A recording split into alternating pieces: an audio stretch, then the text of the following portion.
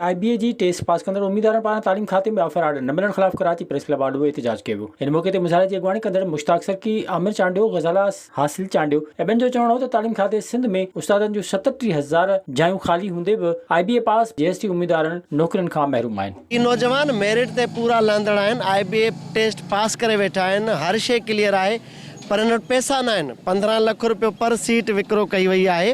ही रहियल 3600 उम्मीदवार आहिनि त हिननि, छाकाणि त कराची में टीम मुश्ताक सरकी मुतहरिक आहे, हर उन माण्हू जी मालिकी जे लाइ मैदान अमल में असां मौजूदु आहियूं जेके असांजी मदद जा तलबगार आहिनि।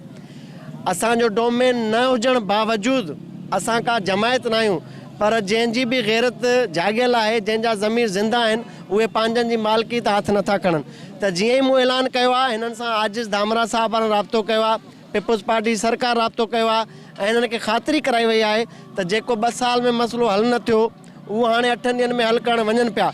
असां उन आथत खे, उन ख़ातिरी खे क़बूलियो आहे। दोस्त मुतमिन आहिनि, 8 ॾींहं परे न आहिनि। जिते 2 साल दोस्तनि इंतज़ारु कयो, 8 ॾींहं वधीक न कंदा त ख़बर आहे तव्हांखे दमादम मस्त कलंदर कंदासीं। तालबा उहे ई आहिनि, एतिजाज ते असां मजबूर थी आहियूं त हर दफ़े असांखे माना हिकिड़ो आसरो ॾिनो वञे थो।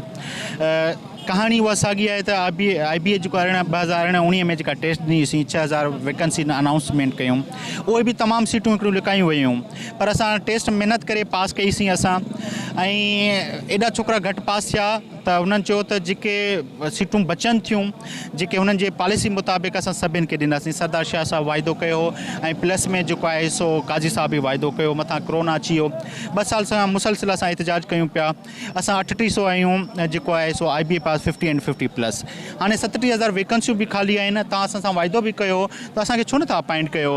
हीअ असां BEd आहियूं, MAd आहियूं, यकीन कयो त MPhil PhD पोइ ते बीठा आहियूं ऐं कंप्यूटर लिटरेट आहियूं, साइंस जा टीचर आहियूं। हम IBA सक्खर के JST पास कैंडिडेट्स हैं, ठीक है। हमारे 50 सिंध गवर्नमेंट ने अनाउंस किया था कि 50+ वालों को जो है वो अपॉइंट किया जाएगा, तो हम लोग रिमेनिंग कैंडिडेट्स हैं जिनको इन्होंने वेटिंग में रखा था। लेकिन अब जो न्यू वैकेंसीज अनाउंस होने जा रही हैं 37,000 ये लोग कह रहे हैं। पहले तो इन्होंने सीट्स ना होने की वजह से हमें जो है वेटिंग में रखा है, लेकिन अब सीट्स हैं तो फिर पहले हमें एडजस्ट किया जाए जो रिमेनिंग कैंडिडेट्स हैं, क्योंकि हम लोग इतने क्वालिफाइड हैं और इतना टफ टेस्ट जो है वो क्लियर करके आए हैं। तो आपसे हमारी सिंध गवर्नमेंट से यही रिक्वेस्ट है कि हमें जो है ना वो अपॉइंटमेंट ऑर्डर इशू किए जाएँ। हम IBA पास हैं 2018 के, हमारा इन प्रोसेस है पूरा जो है ना वो। हमने टेस्ट पास करा था 2018 में, तो वैकेंसियाँ कम थी हमारे टाउन में। फिर हमने मिनिस्टर को एक एप्लीकेशन लिखी थी, मिनिस्टर ने उन पर नोट लगाए हुए, वो इन प्रोसेस है।